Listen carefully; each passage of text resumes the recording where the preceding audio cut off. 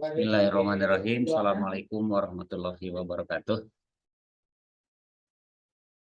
Anak-anakku sekalian, pada hari ini kita akan membahas bab 1, yaitu tentang besaran dan pengukuran dalam kehidupan sehari-hari. Mungkin kalian sudah tidak asing lagi, di dalam kehidupan sehari-hari selalu kita berhubungan dengan pengukuran, ya. Baik di rumah, dimanapun, kita selalu mendapatkan apa yang dinamakan dengan pengukuran maupun besarannya dan satuannya. Nah, kalau kita lihat apa yang dimaksud dengan besaran, ya. Jadi besaran itu adalah sesuatu yang dapat diukur, di mana hasilnya itu dapat dinyatakan dengan angka-angka atau nilai beserta satuan-satuan tertentu, ya. Jadi manakala kita mengukur, banyak hal yang kita ukur. Misalkan kalau ada kita mempunyai benda yang sebuah yang berbentuk persegi panjang misalkan, maka kita bisa mengukur berapa panjangnya, berapa lebarnya, juga bisa ditimbang berapa masanya. Itu semua bisa kita ukur, ya. Atau misalkan saja kita mengukur panjang sebuah meja, maka panjang itu disebut besaran karena dapat diukur, sedangkan hasilnya dinyatakan ada satuannya, ya. Misalkan panjangnya 1,5 meter, maka yang diukur panjang satuannya adalah 1,5 meter. Kemudian besaran ini terdiri dari dua jenis, ada besaran pokok. Apa itu besaran pokok? Besaran pokok itu adalah besaran yang berdiri sendiri. Jadi artinya sudah ditentukan terlebih dahulu, ya. Jadi besaran yang fundamental, berdiri sendiri, tidak diturunkan dari besaran-besaran yang lain. Kemudian ada juga besaran turunan. Kalau besaran turunan itu besaran yang diturunkan dari besaran-besaran pokok. Artinya bahwa besaran turunan itu di dalamnya dibentuk oleh besaran-besaran pokok. Baik salah satu besaran pokok ataupun beberapa jenis besaran pokok. Nah, kemudian dalam sistem satuan internasional atau sistem satuan internasional ini, maka ada 7 besaran pokok yang berdimensi. Di antaranya adalah panjang, ya. Walaupun panjang ini banyak sekali satuannya, tapi dalam SI yang dipakai adalah meter atau biasanya disingkat dengan M. Kemudian lambang dimensinya adalah L. Kemudian yang kedua massa.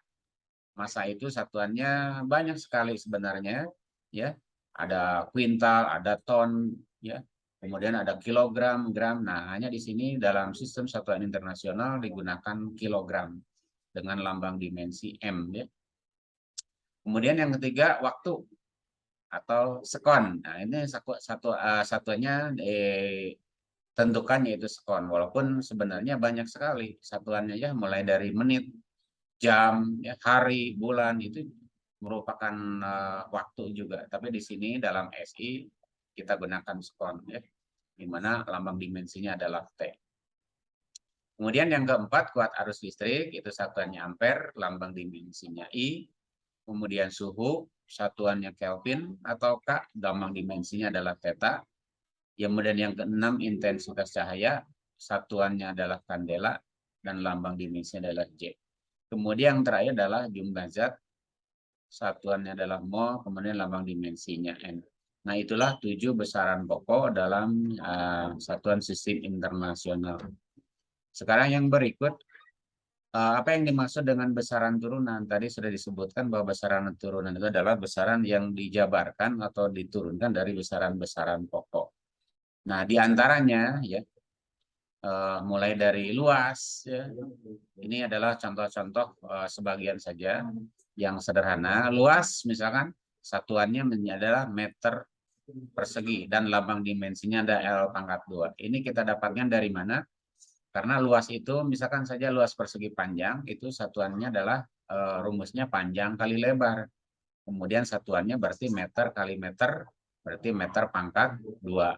Berarti lambang dimensinya adalah L pangkat 2. Kemudian yang lainnya juga sama cara mencarinya, kita tentukan dulu rumusnya, kemudian cari satuannya sehingga kita dapat menghasilkan lambang dimensinya.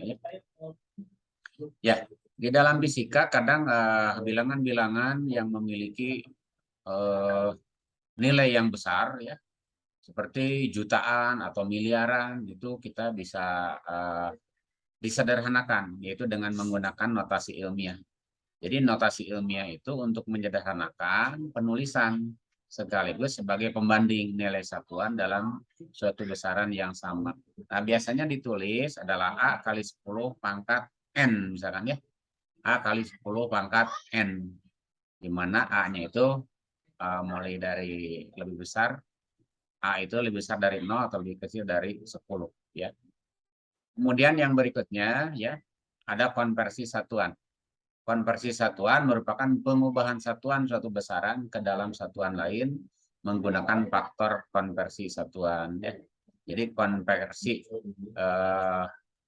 faktor konversi satuan itu merupakan angka yang menunjukkan kesetaraan nilai ya suatu besaran antara dua satuan yang berbeda. Nah, barangkali itu pembahasan untuk kali ini, mudah-mudahan bisa dimengerti dan bisa dipahami ya. Terima kasih. Assalamualaikum warahmatullahi wabarakatuh.